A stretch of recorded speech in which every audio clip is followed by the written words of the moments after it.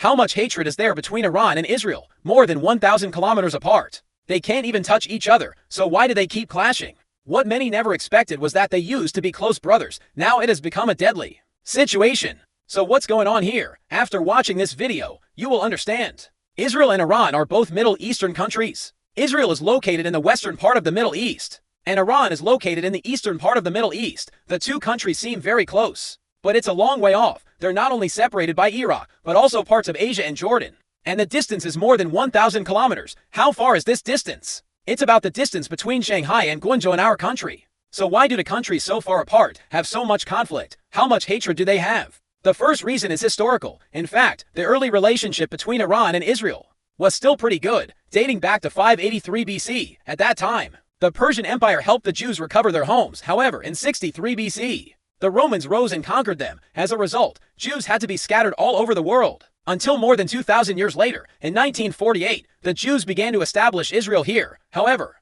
in the early days of Israel's establishment, the long-resident Arabs here were vehemently opposed. Even to prevent too many people from gathering together, Arab countries closed their borders one after another. Only Iran was open to Israel. Jews from all over the world could fly to Iran first, then transfer to Israel. And not only that, the day after the establishment of Israel, they were under siege by the Arab Legion.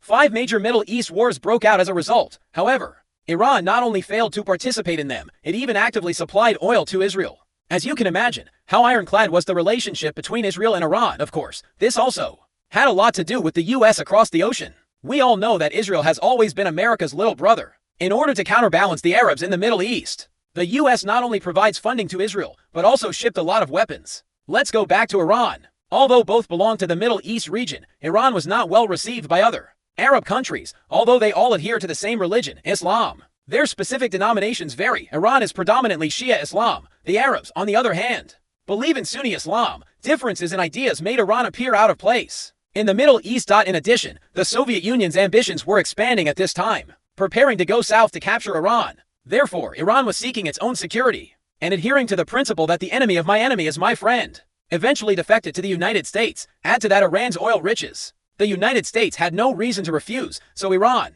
started an alliance with the United States and naturally also became a strong ally with Israel. However, things changed dramatically in 1979. The Islamic Revolution took place in Iran. Because of this, Iran has become an orthogonal country, so there are a lot of problems. The first is the question of Jerusalem. Iran has designated Jerusalem as a holy city. However, at this time, Jerusalem was again under Israel's complete control. This created a conflict of interest, which led to a conflict between the two sides. And during the Islamic Revolution in Iran, America was even on the opposite side of the revolution. Therefore, Iran's relationship with the United States began to crack. And during the Iran-Iraq War, the United States not only failed to assist Iran, but instead stood on the side of Iraq. This also showed Iran the true purpose of the United States. A series of anti-American policies in Iran were also born, ultimately leading to Iran and the United States, and even the relationship with Israel coming to an end. Back to the point. The second is the geopolitical competition. We all know that Iran and Israel are both Middle Eastern powers. They are all trying to expand their influence in the Middle East and started supporting some groups such as Hezbollah in Lebanon and Hamas in the Gaza Strip.